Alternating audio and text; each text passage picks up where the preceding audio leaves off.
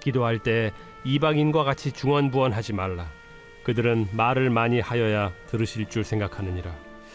세상의 모든 것에는 목적이 있습니다. 뭐 하나 목적이 없는 존재는 없죠. 지금 제가 마이크를 앞에 두고 있지 않습니까? 이 마이크를 사람들이 왜 만든 거죠? 그것은 앞에서 짧게 이야기해도 저 뒤에 있는 사람들이 앞에 사람이 무슨 말을 하는지 속속들이 들을 수 있도록 하기 위해서 일찍이 사람들이 구안해서 만든 그러한 마이크입니다. 이것이 목적인 거죠. 여러분들이 지금 앉아 계시는 의자도 마찬가지예요. 서서 오래 있으면 다리도 아프고 일의 능률도 떨어지고 여러 가지 불편한 점들이 많기 때문에 의자를 통해서 오랫도록 우리가 책을 읽는다든지 회의를 한다든지 일을 한다든지 많은 장점들이 있어서 사람들이 의자를 만들어낸 것입니다. 자, 모든 것이 그래요. 이것은 신앙도 마찬가지입니다. 가장 본질적인 첫 번째 된 질문이 뭘까요? 하나님께서 인간을 왜 창조하셨나? 그거겠죠. 하나님이 우리를 지으셨기 때문에 지금 우리가 존재하는 거죠. 하나님이 왜 인간을 만드셨을까요? 거기에도 목적이 있습니다. 그러면은 그 목적이 뭐겠습니까? 첫 번째 목적이 뭘까요? 여기에 대해서 웨스트민스터 소유리 문답은 분명하게 언급을 하고 있습니다. 여러 가지 질문과 답변들이 있는데 제일 먼저 등장하는 제1조 1항에 의하면 하나님이 왜 인간을 만드셨나 그 목적에 대해서 성경에 근거해 분명한 답을 주고 있어요. 이렇습니다. 인간의 제일 되는 목적은 하나님을 영화롭게 하는 것이며 하나님을 영원히 기뻐하는 것이다. 이렇게 기록을 하고 있어요. 자, 우리가 만들어진 목적이 뭐라고요? 하나님을 뭐 하도록 하기 위해서? 영화롭게 하기 위해서. 더불어 하나님을 어떻게 하라고요? 기뻐하는데 어떻게 기뻐합니까? 영원히 기뻐하는 거예요. 이러려고 하나님이 우리를 만드셨어요. 오늘 또 우리는 하나님의 영광을 위해서 살아야 했습니다. 그리고 그 모든 과정 속에 하나님을 온전히 기뻐하는 그 신앙의 하루가 되셨기를 바랍니다. 그러니까 이런 목적으로 하나님이 저와 여러분을 지으셨는데 한마디로 어떻다는 겁니까? 사랑의 교제를 나누고 싶다는 거예요. 하나님께서 우리와 소통하고 싶고 또 우리와 서로 사랑하려고 우리를 창조하셨다는 겁니다. 이게 목적이라는 거죠. 자, 그런데 여기서 우리는 또 생각을 해보게 되죠. 그럼 뭐지? 하나님이 그동안 외로우셨나? 여러분 그렇게 생각이 되죠. 외로우니까 우리를 만드시지 않으실까요? 그렇지 않습니다. 하나님은 삼위일체 하나님으로서 참 신비로운 신이십니다. 하나님은 영원 전부터 또 영원 후까지 언제나 하나님은 스스로 완전하십니다. 뭐 하나 부족한 것이 없죠. 가난하지도 않고 졸지도 않고 주무시지도 않고 아프시지도 않고 모르는 것도 없으시고 하나님은 뭐 하나 부족한 게 없습니다. 하나님은 절대로 외롭지 않으셔요. 하나님은 사랑 그 자체이십니다. 그래서 이 뜨거운 사랑을 감출 수가 없는 그 하나님의 기쁘심을 나누기를 원하셨던 거예요. 그래서 하나님은 기쁜 마음으로 저와 여러분을 하나님의 형상에 따라 지으신 거죠. 이렇게 사랑의 교제라고 하는 것이 신앙의 본질이고 또한 기도의 핵심이라는 거 오늘 밤에 여러분 깊이 기억하시길 바랍니다. 이렇게 하나님과 우리 사이의 사랑의 교제에 있어서 가장 중요한 그러니까 기본이 되는 감정이랄까요? 정서가 뭘까요? 다시 말해서 하나님과 우리 사이에 이 기도라는 것은 아주 중요한 사랑의 교제의 통로인데 이 기도라고 하는 통로에 있어서 정말 중요한 기본이 되는 그 신앙의 감정이 뭘까 그 말입니다. 바로 기쁨이에요. 기도는 기쁨입니다. 이것이 성경의 가르침이고 모든 그리스도인들이 체험하고 있는 거예요. 그래서 우리도 하나님께서 가정을 다 주셨지만 정상적인 가족이라면 어떻습니까? 아버지는 아들과 딸을 기뻐합니다. 뭐 성적이 좀 떨어져도 때로는 얄궂은 행동을 해도 심지어 사회로부터 지탄을 받을지라도 부모 눈에 자식이 살아있고 건강하고 잘 지내고 있다는 것만으로도 아버지는 아들이 기쁨이 되는 거예요. 자녀도 마찬가지입니다. 아들도 아버지가 살아 존재하신다는 거. 여전히 나를 위해서 일하시고 어머니도 나를 위해 일하시고 이 가족이 나를 위해 존재한다는 것이 자녀된 아들에게도 딸에게도 얼마나 기쁨이 되는지 몰라요. 그래서 제임스 패크는 이런 유명한 말을 했습니다. 기도가 뭔가? 기도는 의무를 지나서 기쁨에 이르는 길이다. 이렇게 표현을 했어요. 기도가 의무가 아니라는 거예요. 자, 여러분 여기서 우리는 생각이 들죠. 나는 어떤 마음으로 기도를 드리나? 어떤 이유와 동기에서 기도를 드리나? 우리는 생각을 해보게 됩니다. 어쩌면 지금도 우리는 많은 곳에서 기도를 할 때 마지못해서 기도를 하거나 아니면 의무감으로 이런저런 내 뜻이 아닌 다른 이들의 뜻에 의해서 기도의 자리에 동참하거나 참여하게 되는 지극히 소극적인 그러한 신앙의 모습들이 우리에게 여전히 있지 않나 생각을 해보게 됩니다. 물론 그럼에도 불구하고 기도가 의무감으로라도 잘 유지된다면 그것도 참 감사한 일이죠. 그런데 이 제임스 패커의 말은 이런 거예요. 그것도 좋은데 본질적인 바른 기도는 의무가 아니라 거기서 끝나는 것이 아니라 어디에 다다른다는 거예요? 기쁨에 이른다는 거예요. 기도가 기쁘다는 거예요. 여러분은 지금 어떻습니까? 지금 우리의 신앙의 온도는 어떻습니까? 여러분 예배 드리는 것이 기쁘십니까? 비록 몸은 고단하고 특별히 일주일 모든 예배 가운데 어쩌면 가장 힘든 예배가 새벽 예배이거나 이런 3일밤 예배이지 않을까요? 자, 직장 마치자마자 예배 시간은 다 됐고 그렇다 보니 식사도 제대로 못하시고 참 고된 가운데 그럼에도 불구하고 여러분 은혜가 흐르는 이 제단이 있는 예배의 자리로 나온다는 것이 여전히 여러분에게 기쁨이 되고 계십니까? 그 가운데서도 우리가 기도한다는 것, 이것이 얼마나 복되고 귀한 것인지 정말 우리는 하나님 앞에서 이 감정이 여전히 살아있는 걸까요? 오늘 말씀에서 우리는 나의 신앙을 되돌아봐야 되는 것입니다. 그래서 우리가 이 찬송을 많이 부르죠. 찬송가 364장에 보면 이런 가사가 있지 않습니까? 내 기도하는 그 시간, 그때가 가장 어떻다고요? 즐겁다, 귀하다. 이런 고백을 하죠. 이 신앙이 우리 안에서 회복되기를 간절히 바랍니다. 기도가 즐거워지기를 바랍니다. 귀하기를 바랍니다. 기다려지시기를 바랍니다. 왜 그럴까요? 기도를 체험했거든요. 기도를 통해 정말로 하나님이 나와 함께 하시고 나를 도와주시고 때로는 피할 길을 열어주시고 닫혔던 것들을 열게 해주시고 내가 몰랐던 것들을 보여주시고 이런 것들이 기도를 통해서 이루어지니까 당연히 즐겁죠. 어떤 장소에 어떤 시간이라도 어떤 상황에서라도 기도할 수 있다. 기도를 맛본 자는 그것보다 좋은 시간이 없는 거예요. 그래서 우리에게 이런 기쁨의 기도, 그러므로 인해서 주님과 나 사이에 이런 사랑의 교제가 이제는 회복되시고 새해가 되시면 충만한 신앙이 되시기를 바라겠습니다. 기도가 뭐라고 했습니까? 대화라고 했죠. 하나님과 나 사이의 대화입니다. 그래서 이 두 인격체 간의 대화를 함에 있어서 가장 기본이 되는 것은 뭘까요? 하나님과 나 사이의 대화로서의 기도를 드림에 있어서 가장 기본이 되는 것은 첫 번째는 하나님이 나에게 말씀하신다는 거예요. 그래서 은밀히 말해 기도는 듣는 것입니다. 하나님이 나에게 뭐라고 말씀하시나? 지금 내가 처한 상황은 이런데, 내가 궁금한 것은 이것인데, 내가 알고 싶은 것은 이것이고, 나에게 필요한 것은 이것이며, 내가 분별하는 것은 이런 것인데, 이런 나를 향하여 하나님은 뭐라고 말씀하시나? 그 말씀을 듣는 것이 기도라는 거예요. 이게 기본적인 기도의 흐름입니다. 그러면은 들으면 뭐 합니까?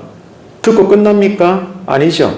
우리는 하나님 그 말씀을 들음으로 그 말씀에 대해서 반응하게 되잖아요. 왜? 기도는 대화니까요.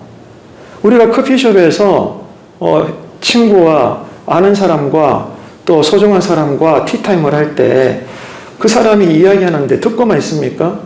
그 사람이 말할 때 우리는 공감하게 되고 감정을 나누게 되고 그 사람이 웃으면 나도 깔깔깔 웃고 그 사람이 눈물 지으면 마치 내가 당한 것처럼 나도 함께 울어주고 말이죠.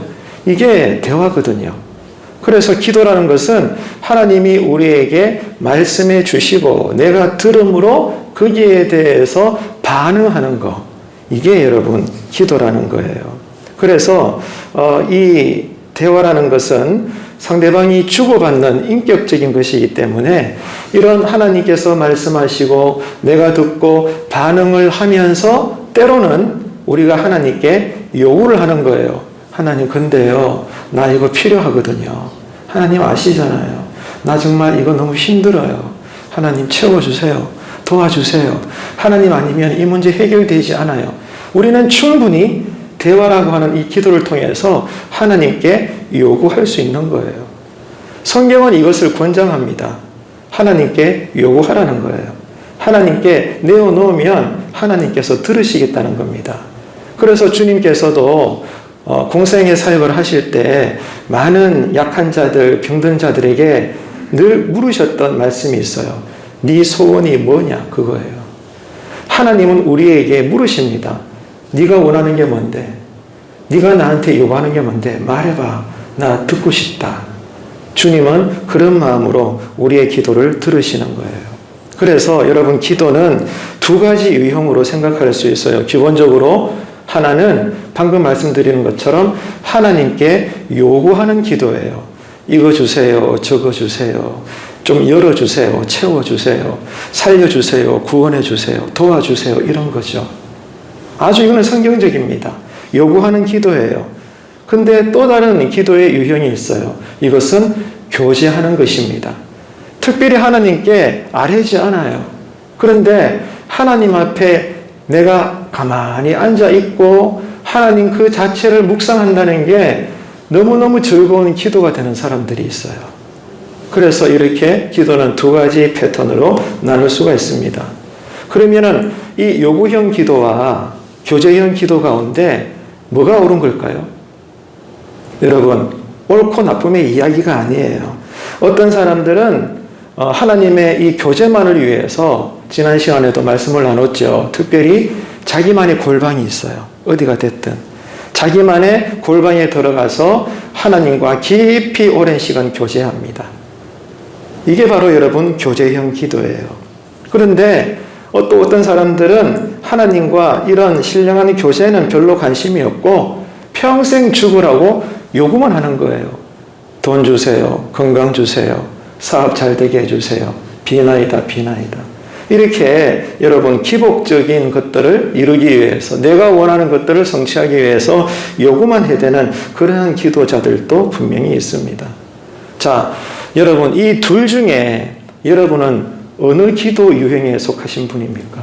이것은 옳고 그름의 문제는 아니에요. 그러나 성격이 완전히 다르죠. 하나님 앞에 기도만 하면 무조건 따발총처럼 요구하는 사람이 있고요.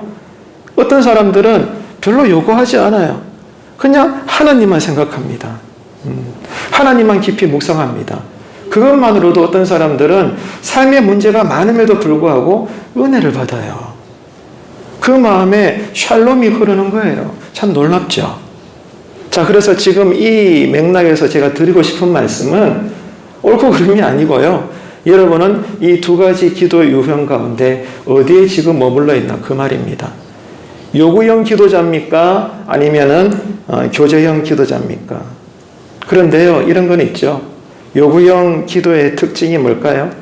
내가 원하는 소원이 이루어질 때까지 무한 반복해서 하나님께 요구하고 또 생떼를 쓴다는 거예요. 나쁘거나 잘못된 것은 아닌데 그런 모습들을 일관되게 보인다는 겁니다. 어때요, 여러분? 충분히 그럴 수 있죠?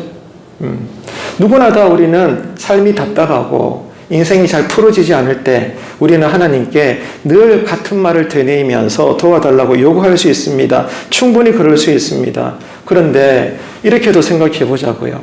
오늘 여러분 주변에 많은 사람들과 대화를 나누셨죠. 이 하루 속에. 그죠? 그런데 내 주변의 사람들 중에 어떤 특이한 사람은 이런 사람이 있어요. 나만 만나기만 하면 언제나 했던 말을 또 합니다. 언제나 나에게 이거 들어달라 저거 들어달라, 어제도 했던 말을 또 하고 오늘 아침에도 또 하고 점심 때도 또 하고 다음에 만나면 또 할 거고, 그런 사람들이 있어요, 간간히. 그런데 여러분, 꽃노래도 한 번이면 족한데 이게 두세 번 반복되면 귀찮은 것처럼, 그런 만약에 이웃이 있다면 여러분 나중에 여러분의 반응은 어떨까요? 처음 한두 번 할 때야 그렇군요, 진심으로 공감을 하다가 늘 나를 볼 때마다 자기가 원하는 것만 이야기하고 자꾸 자기 이야기만 하고 했던 말 또 하고 또 하고 그러면 나중에 어느 순간 내가 아무리 인격이 고매하고 고상해도 어느 순간 나는 그 사람에게서 등을 돌립니다. 더 이상 들어줄 수가 없는 거예요. 왜냐하면 그런 대화는 건강하지 못하니까. 그거는 바른 대화가 아니거든요. 그냥 일방적인 대화는 누구도 힘들어하는 것입니다. 이런 맥락에서 오늘 주님께서는 7절 말씀을 이렇게 말씀하시는 거예요. 자, 마태복음 6장 7절 우리 함께 읽겠습니다. 또 기도할 때에 이방인과 같이 중언부언하지 말라. 그들은 말을 많이 하여야 들으실 줄 생각하느니라. 아멘. 자, 주님께서 이런 단어를 쓰셨네요. 중언부언. 여러분, 이게 어떤 뜻일까요? 중언부언. 어렵지 않죠? 이거는요, 같은 말을 계속 반복하는 것을 말합니다.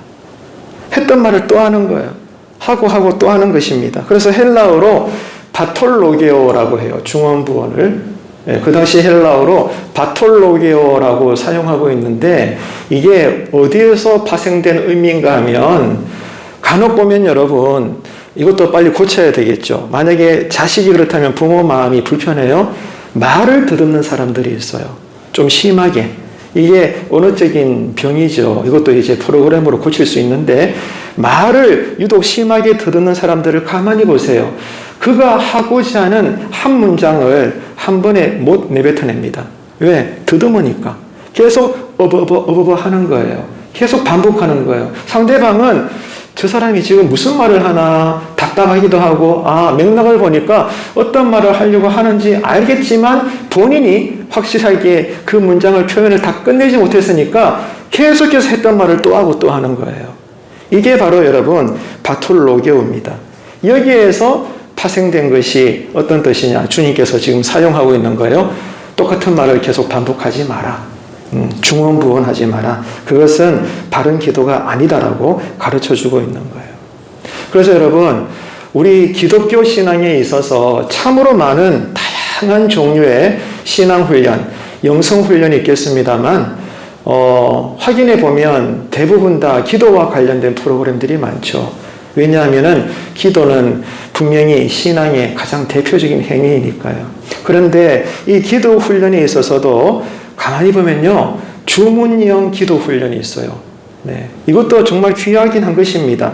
이게 어떤 건가 하면 저번에도 한번 제가 간단히 언급한 바가 있는데 이런 거예요. 주문형 기도로 영성 수련을 하는 방법은 이렇습니다. 하루 종일 이 기도만 드리는 거예요. 주 예수 그리스도 하나님의 아들이시여 이 죄인에게 자비를 베푸소서. 요거예요. 요게 기도문입니다. 아침에도 이 기도를 드리고 1시간 뒤에도 이 기도를 드리고 점심때도 저녁에도 늦은 밤에도 하루 종일 수십 번 수백 번 생각날 때마다 아니면 의도적으로라도 주 예수 그리스도 하나님의 아들이시여 이 죄인에게 자비를 베푸소서. 여러분, 이 기도문이 얼마나 좋습니까? 뭐 하나 부족한 것이 없죠? 이런 주문형 기도의 장점은 뭐예요? 하루 종일 계속 이 짧은 기도문을 반복함으로 인해서 주님을 좀 더 묵상할 수 있다는 것, 그 기도가 더욱 간절해질 수 있다는 것, 이런 장점은 분명히 있습니다. 하지만 모든 것에는 단점도 있죠. 이런 기도의 단점은요, 자칫 잘못했다가는 그냥 주님께서 경고하신 대로 계속해서 그냥 무한 반복만 해대는 중언부언의 기도가 될 수도 있다는 거예요. 이런 점들을 우리가 생각을 해야 합니다. 왜 그럴까요? 왜 이런 좋은 기도문이 잘못 되뇌어지게 되면 주님께서 경고하신 중언부언의 기도로 변질될 수 있는 것인가? 그 이유가 뭘까요? 이런 거예요. 여러분, 우리가 왜 오늘 밤에 기도할까요? 여러분, 새벽에도 기도하셨죠? 식사하기 전에 기도하셨죠? 언제든지 간에 기도하시잖아요. 왜 여러분 우리가 기도하는 걸까요? 그리고 하나님이 왜 우리의 기도를 늘 들으시는 걸까요? 그 이유가 뭐라고 했습니까? 하나님이 누구시다? 내 아버지라는 거예요. 하나님이 창조자 그것도 맞고, 전능하신 분 그것도 맞고, 구원자 그것도 옳고 다 옳으신데, 나에게 더욱더 가치가 되는 그 존재의 이유는 내 아버지라는 사실이에요. 하나님이 내 아버지가 되시기 때문에 자녀의 기도의 호흡을 모를 수가 없는 거예요. 그래서 여러분, 기도가 그만큼 소중한 것입니다.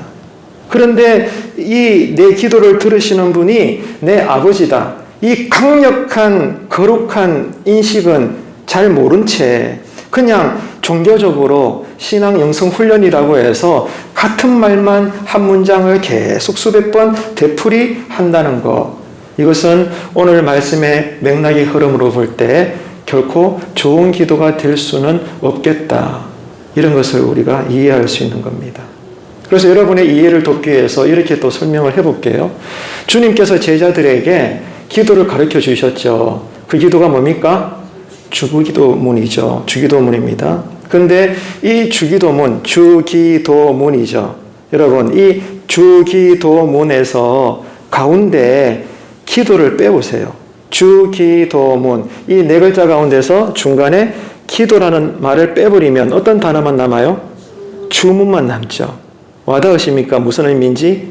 상당히 뼈가 있는 풍자적인 의미가 됩니다. 주기도문조차도 기도의 본질을 잃어버리면 여러분, 한낱 주문거리가 된다는 거예요. 그게 바로 중원 부분입니다. 기도의 맥락은 모르고 왜 기도해야 되는지, 기도의 본질은 묵상하지 못한 채 그냥 주 예수 그리스도 하나님의 아들이시여 나의 이 죄인을 오늘 또 불쌍히 여겨주소서, 이런 것만 여러분 계속 문장만 수백 번 되뇌인다고 해서 그 기도는 능력 있는 기도가 되는 것은 아니라는 거예요. 그래서 의미 없이 반복해서 드리는 기도 다 좋다라고만 말할 수 없다는 거 여러분 깊이 기억하세요. 오늘 또 우리가 예배 전에 사무엘상 4장과 5장을 읽었죠. 그죠? 여러분 느끼셨어요? 백성들이 자기가 원하는 것을 이루려고 뭘 수단 삼았어요? 예배를 수단 삼았어요. 이해가 되십니까? 예배 드리는 게 뭐 나빠요? 근데 하나님은 동기를 보시는 거예요. 그 당시 이스라엘 백성들이 어쨌든 간에 자기가 원하는 것을 이루려고 하나님을 도구화했어요. 결과 어떻게 됐습니까? 모두가 다 꼬꾸라졌잖아요. 전쟁에서 피비린내 나게 다 패배해버리고, 제사장의 두 아들도 죽어버리고, 그 소식을 들은 엘리 제사장도 목이 부러져 죽고, 세상에 저주도 이런 저주가 어디 있어요? 하나님의 법궤는 빼앗겨버리고. 여러분, 심각하게 오늘 읽어야 돼요. 훅 지나가는 말씀일지 몰라도 예배 드리는 횟수가 중요한 게 아니라니까요. 예배 드리는 시간이 짧고 길다가 중요한 게 아니라니까요. 예배의 본질을 잃지 말아야죠. 우리가 단 1분을 기도하더라도, 금식 기도하든 작전 기도하든 뭐 어떤 전투적인 기도를 하든지 간에 중요한 것은 기도의 본질입니다. 그러면 기도의 본질이 뭘까요? 많은 것들이 있겠죠. 오늘은 지금 한 가지만 계속 다루고 있어요. 뭐예요? 기도의 대상이 누군가, 그 말이에요. 누굽니까? 우리 아버지라는 말, 아버지. 이게 기도의 본질의 시작이에요. 내가 왜 기도합니까? 아버지니까 기도하는 거예요. 하나님이 그냥 나의 대통령이라면 굳이 내가 기도하지 않고 면장이 기도해도 돼요. 안 그렇습니까, 여러분? 하나님이 내 아버지가 되시기 때문에 내가 아무리 별 볼 일 없고 하찮은 인간일지라도 나는 당당히 기도하는 거예요. 왜? 아들이니까. 나니까. 이게 여러분 중요한 것입니다. 그래서 하나님이 내 아버지다. 이 막강한 본질은 망각한 채 그냥 주문적으로 옹알옹알 되는 거예요. 이게 바로 중원 부분이다, 그 말입니다. 다른 말로 이야기해서 기도가 아니고 기도는 빠져버린 주문이 되고, 우리 주변에서 볼 수 있는 불신자들이 문 앞에 붙인 부적과 다를 바가 없다는 거예요. 충분히 우리가 드리는 기도가 우리에게 우상이 될 수 있고 부적이 될 수 있어요. 여러분, 절대로 우리 이웃집에 부적 조각이 붙인 불신자들 폄하하지 마세요. 아유, 저 어리석은 사람들 그러지 말라고. 우리가 똑같은 경우가 될 수 있어요. 이해하시죠? 그렇기 때문에 여러분, 중요한 건 뭐예요? 예수를 제대로 믿어야죠. 기도도 하려면 제대로 해야 되는 거예요. 이게 여러분 오늘 우리가 지금 고민하는 것이고 배우는 거예요. 누가복음 15장에 보게 되면 탕자의 비유가 나오죠. 여기서 맏아들과 아버지의 대화가 나옵니다. 자, 그동안 집 나갔던 이 둘째 아들이 돌아왔어요. 근데 아버지가 야단을 치지 않아. 오히려 일을 하나 잘해서 돌아온 것처럼 살찐 송아지를 잡아다가 엄청난 잔치를 베풉니다. 모두가 기뻐하죠. 잃어버린 아들이 돌아왔는데. 기쁘지 않은 가족들이 누가 있겠어요? 근데 웬일입니까? 누가 이것을 싫어해요? 맏아들이 싫어하는 거예요. 이것을 언짢게 생각합니다. 못마땅하게 이기는 거예요. 그래서 그 잔치 자리에 함께하지 않습니다. 이것을 아버지가 안 거죠. 그래서 아버지가 맏아들에게 권면합니다. 너 왜 그러냐? 함께 즐기자. 네 동생이 죽었다가 살아서 돌아왔지 않니? 기쁘지 않아? 이렇게 말했더니 맏아들이 뭐라고 이야기해요? 아버지께 쏘아붙입니다. 아버지는 지금까지 나를 위해서 살찐 송아지는커녕 저 말라 비뚤어진 염소 새끼 한 마리 안 잡아주셔놓고 대체 이게 뭐냐고 막 소리 지르는 거예요. 여러분, 이 맏아들의 심정이 이해가 되십니까? 저는 이해가 돼요. 그런데 아버지는 안타까운 표정으로 아들에게 이렇게 말합니다. 장남아, 너는 항상 나와 함께 있었고 지금 내가 가지고 있는 모든 것이 너의 것이 아니냐. 너 왜 그렇게 생각하니? 이렇게 말하는 거예요. 여러분, 그렇죠. 지금 여러분 것이 장차 누구 것이 돼요? 이웃집 아들께 됩니까? 표창장 받은 어떤 선한 사람의 것이 되나요? 아니죠. 아무리 말 안 듣고 부모 마음에 못을 박아도 여러분이 평생 가꾸어 놓은 기업은 누구 것이 돼요? 여러분을 닮은 아들의 것이 되잖아요. 이거 당연한 것이죠. 아버지 것은 아들의 것입니다. 그렇기 때문에 여기에는 뭐가 필요 없는 줄 아세요? 거래가 필요 없어요. 밀당이 필요 없다니까요. 왜? 아버지니까. 왜? 나는 아들이니까. 이 맥락을 잘 이해하세요. 이게 기도라는 겁니다. 거래가 필요 없어요. 아버지와 아들 사이에 필요한 것은 하나밖에 없답니다. 사랑과 신뢰입니다. 여전히 아들은 아버지를 기뻐하고 아버지도 아들을 기뻐하는 거예요. 왜? 가족이니까. 그래서 여러분, 나중에 이 누가복음 15장 탕자의 비유를 또 우리가 다루게 되겠지만 기회가 되면 아시죠? 여기에서 탕자는 둘째 아들만이 아니에요. 실제 탕자는 누구예요? 아버지와 그동안 함께 있었던 맏아들이에요. 맏아들도 탕자고 집을 떠났던 이 철없는 둘째 아들도 탕자예요. 근데 더 심각한 고약한 탕자가 되는 것은 맏아들입니다. 아시잖아요. 많은 설교 들어보셨을 거예요. 무슨 말입니까? 제가 목회해 보니까요, 교회 안에도 탕자가 계셔요. 함께 예배드리고 오랫동안 신앙생활하고 다 좋은데, 근데 정말로 가슴에 손을 얹고 여러분 가만히 보면요, 함께 교회 안에서는 지내는데 문제가 없는데 겉으로는, 근데 신앙적으로 잘 견주어 보면 교회 안에 탕자가 있어요. 교회 안에 맏아들이 다 있다고요. 저와 여러분이 그런 대상이 되지 않기를 축복합니다. 이것 때문에 우리는 기도해야 돼요. 하나님, 내가 이 교회 안에 당신의 날개 안에 있는 헛된 탕자가 되지 않게 하소서. 이것을 위해서 우리는 기도해야 되는 겁니다. 그래서 기도 생활에 있어서 중요한 것은, 다시 강조해요, 내 기도를 들으시고 응답하시는 하나님이 누구라고요? 내 아버지가 되신다. 여기에 계속해서 묵상하세요. 성경에 기록된 이 어마어마한 하나님이 누구라고요? 내 아버지라는 거예요. 그러면 기도가 달라질까요? 안 달라질까요? 달라질 수밖에 없죠. 달라질 수밖에 없는 거예요. 이게 기도의 출발점입니다. 우리가 왜 중언부언 기도하게 되는 걸까요? 그렇기 때문에 주님이 우리에게 이방인처럼 중언부언하지 말라고 가르쳐 주신 거죠. 바로 내가 중언부언 기도하니까 주님이 이방인들과 같이 중언부언 기도하지 말라고 그렇게 교훈하시는 거예요. 그러면 왜 이런 기도를 드리는 걸까? 이유는 분명합니다.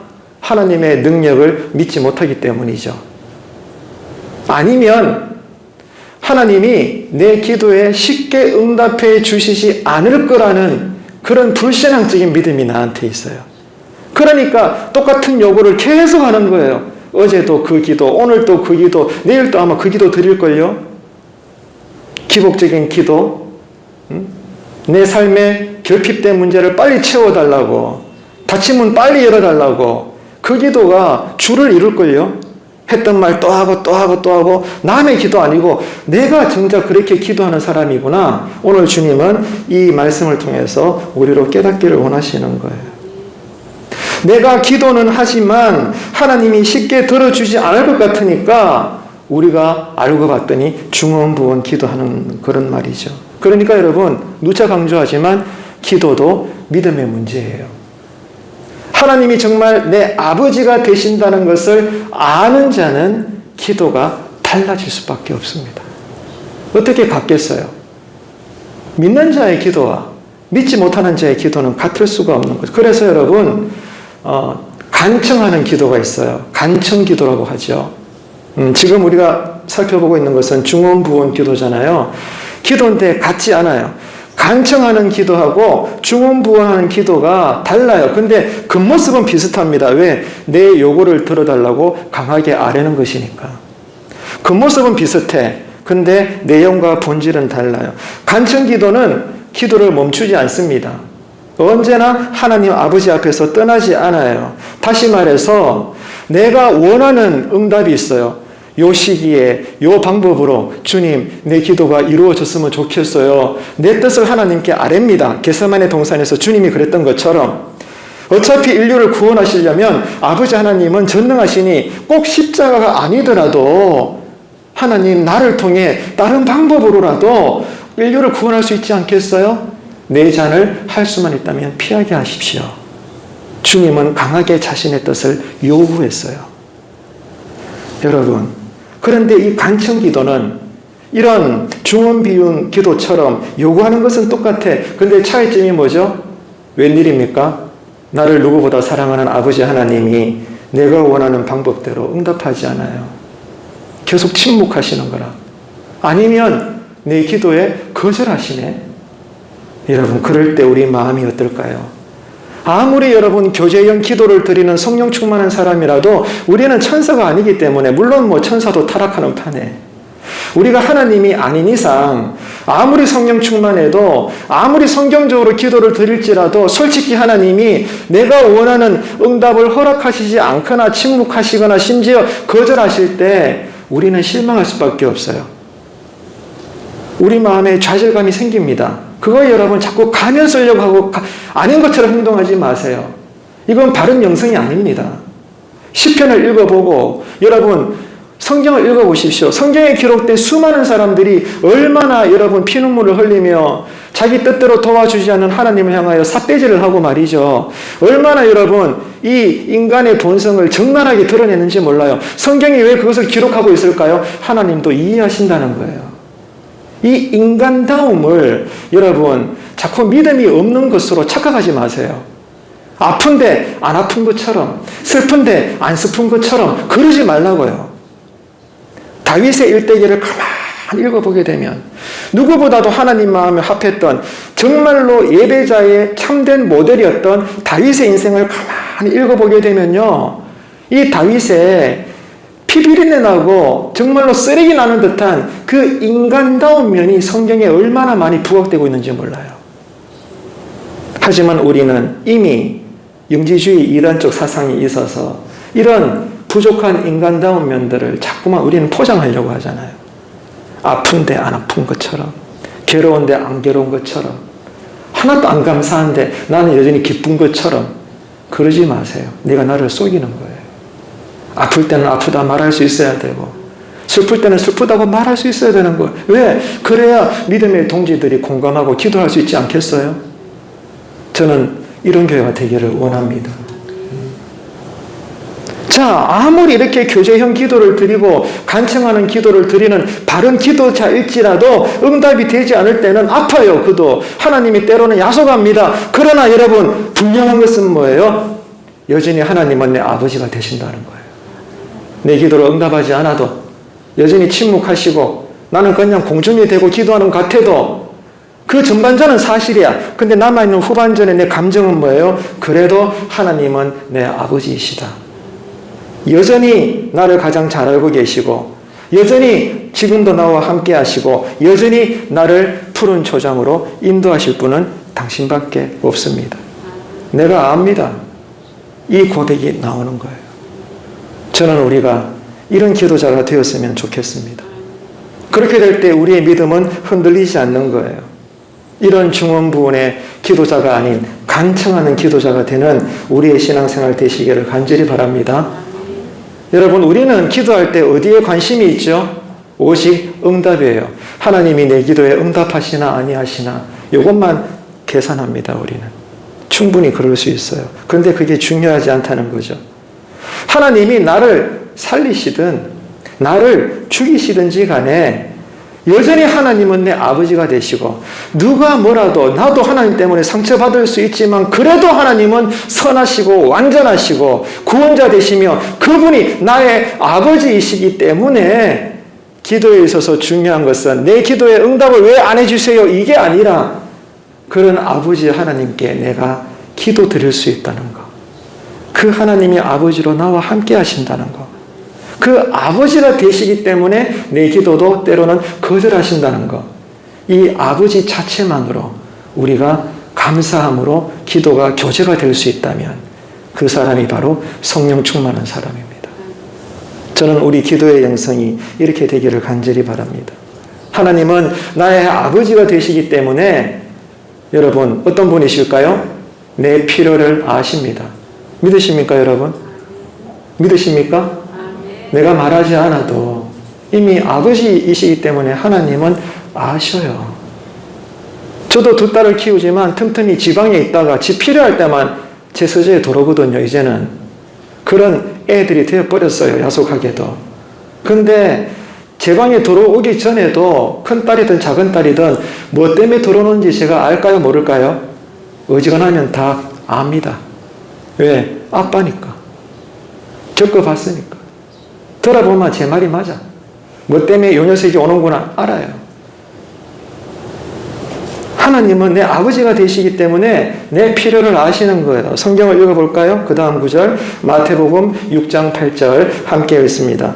그러므로 그들을 본받지 말라. 구하기 전에 너희에게 있어야 할 것을 하나님 너희 아버지께서 아시느니라. 아멘. 누가 아신다고요? 하나님 누구? 나의 아버지가 아신다는 거예요. 우리가 중언부언 기도하지 않아도 되는 까닭은 우리가 하나님께 요구하기 전에 이미 하나님은 우리의 필요를 알고 계신다는 거예요. 그래서 이 신앙의 비밀을 깨닫는 자는 기도가 달라지죠. 그전에는 주시옵소서, 주시옵소서, 아니면 주시옵소서 이렇게 기도하던 그저 앉아나 일어서나 죽어나 사나 생때만 쓰는 그런 기도가 다였는데 이제는 그게 필요 없어요. 내 아버지니까 그저 하나님께 다가가서 교제하는 것만으로도 즐거운 거예요. 여러분, 지금 코로나 때문에 분위기 좋은 카페나 커피숍 잘 못 가지만 예전에 누구랑 가셨어요? 한번 생각해 봐요. 가족이든 친척이든 이웃 사람이든 성도든 누구든지 간에 여러분이 좋아하는 사람들하고 가지 않나요? 대부분. 눈빛만 봐도 알 수 있는 그런 사람들하고 가잖아요. 가가지고 어떤 대화예요? 별 얘기할 거 없다. 그런데 가서 뭐예요? 그냥 그 사람과 커피 한 잔 나누는 게 즐거운 거야, 그 시간이. 그러려고 우리가 돈 쓰는 거거든요. 기도가 그겁니다. 이제 우리의 기도가 이렇게 교제형으로 바꾸어지게 되기를 간절히 바랍니다. 이렇게 우리의 기도가 교제형으로 기도의 자세가 바꾸어지게 되면 그 전까지는 하나님께 내 필요하는 것을 따발총처럼 따다다다다다다 아뢰는 것에 30분이고 1시간이고 했던 말 또 하면서 시간 채우기에 급급했는데 여기에 시간을 쏟아냈는데 이제는 하나님이 내 아버지임을 알아가게 되고 그러므로 아버지로서 하나님과 대화하는 것이 즐거우니까 특별히 하나님께 청구서를 내어드리지 않더라도 기도하는 그 시간 자체가 기다려지는 거예요. 이 기도를 여러분 체험해보고 싶지 않습니까? 이 기도가 여러분 우리 교회에 충만하게 되기를 바랍니다. 그래서 누구보다도 이 땅에서는 예수님이 이런 기도를 드리셨죠. 우리 마가복음 14장 한번 보도록 하겠습니다. 스크린 보세요. 마가복음 14장 36절 함께 읽습니다. 이르시되 아빠 아버지여 아버지께는 모든 것이 가능하오니 이 잔을 내게서 옮기시옵소서. 그러나 나의 원대로 마옵시고 아버지의 원대로 하옵소서. 아멘. 뭐예요? 교제형 기도만 여기에서 나오는 내용인 거예요. 늘 요구만 하는 하나님께 생떼만 쓰는 그런 기도는 절대로 이런 고백을 할 수 없어요. 하나님이 내 아버지가 되시고 내가 뭐 때문에 지금 또 기도의 자리에 앉는지 다 아시는 아버지께 그냥 나아가서 아빠 나 힘든데 이 말만 해도 다 한다 다 한다 내가 해결해 줄게 다 한다 다 한다 걱정하지 마라 열심히 네 공부할 거 해라 아빠 있잖아 아빠가 네 아빠야 아멘이십니까? 우리 기도가 그렇게 되면 좋겠어요. 여러분 그래서 주님은 아버지 하나님의 완전하심과 그 선하심을 알았기 때문에 내 뜻대로 마옵시고 당신 뜻대로 합소서 이 믿음에 반응을 한 거예요. 여러분 믿음은요 아는 것입니다. 한번 따라합시다. 믿음은 아는 것이다. 뭘 알아요? 하나님이 누구라고? 내 아버지가 되신다. 가족 외에는 논리를 따져요. 네 요거 잘못했잖아. 네 요거 아니잖아. 그 말이 맞아. 근데 부모는요 논리가 없어요. 분명히 아들이 나쁜 짓 했지만 그래도 내 새끼야. 이게 기도입니다. 이런 기도가 우리는 이제 열려져야 되죠. 이런 말이 있잖아요. 고슴도치도 자기 새끼는 예쁘다고. 세상에 어떤 나쁜 사람이다 할지라도 대부분은 그 나쁜 사람들이 자기 자식은 사랑합니다. 너는 나처럼 되지 마라. 그러는 거예요. 그게 정상이지 않습니까? 이게 부모 마음이에요. 그렇게 있기 때문에 선하시고 전능하신 내 아버지 하나님은 더더욱이나 어떻게 했나 그 말이죠. 우리가 잘 알고 있는 누가복음 11장 함께 읽도록 하겠습니다. 시작. 너희가 악할지라도 좋은 것을 자식에게 줄 줄 알거든 하물며 너희 하늘 아버지께서 구하는 자에게 성령을 주시지 않겠느냐 하시니라. 아멘. 누가 우리에게 성령을 주셔요? 아버지 하나님. 나의 하나님이 성령을 주시는 거예요. 여러분 여기에 중요한 교훈이 있습니다. 하나님은 내 아버지가 되시기 때문에 아빠 나 이거 줘 아빠 나 저거 줘 이게 지금 나의 최대의 관심사인데 아버지가 되신 하나님은 딱 볼 때 그 이야기를 딱 들어봤을 때 아니에요. 지금 나는 이게 제일 필요해. 이게 나한테는 제일 소중한 거야. 그래서 이걸 달라고 기도했는데 이미 아시는 아버지 하나님이 딱 볼 때는 아닌데 이게 아니라 저게 너한테 지금 더 필요한 건데 이러는 거예요. 부모 마음을 자식이 어떻게 다 알겠어요? 그죠?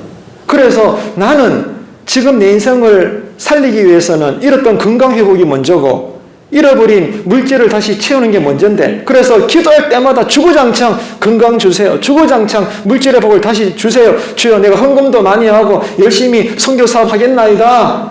얼마나 합당한 요구예요. 그런데 내 기도를 들으시는 아버지께서는 딱 들어봤을 때 아닌 거지.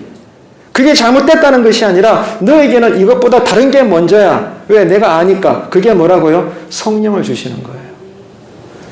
나는 육적인 것을 구했는데 하나님은 영적인 것을 주시는 거예요. 나는 보이는 것을 요구했는데 하나님은 안 보이는 것을 먼저 말씀하시는 거예요. 기가 찹니다. 이게 우리를 힘들게 하는 거예요.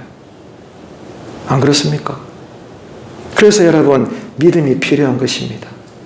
이런 기도의 비밀과 신비를 우리가 알아가는 거, 이게 믿음의 성장이죠. 그래서 여러분 오늘 밤에 기도하실 때 다른 거 없어요. 하나님 나에게 이 믿음을 주십시오. 하나님이 내 아버지가 된다는 사실이 내 영혼 뼛속 깊이 꽉 들어오게 하여 주옵소서. 그러면 내 기도가 달라지겠나이다. 그거 아십니까? 여러분은 복 있는 사람이라는 거 아세요? 아유, 나 아닌데. 지금 내 꼴을 봐요. 목사님 아닌데. 가정의 문제, 일터의 문제, 건강의 문제, 뭐 이런저런 문제. 내가 어떻게 복 있는 사람이에요? 여러분 그렇게 말씀하실랍니까? 가난한데, 병들었는데, 사업에 실패 중인데 뭐가 내가 복 있는 사람입니까? 그렇게 말씀하지 마세요. 믿음 없는 사람이에요, 여러분. 수천 번 예배 드려도 정말 그렇게 말한다면 왜 우리가 복 있는 사람이에요? 이유는 하나밖에 없어요. 내가 믿는 하나님이 누구라고? 내 아버지라는 거예요. 그래서 하나님을 향하여 아빠, 아버지라고 부를 수 있는 자는 세상에서 복 있는 사람인 줄로 믿으시길 바랍니다. 아멘 소리 크게 하셔야 되는데 믿으시길 바랍니다. 이게 믿어져야 돼요, 여러분. 그래야 시편 23편을 여러분 기도할 수 있어요.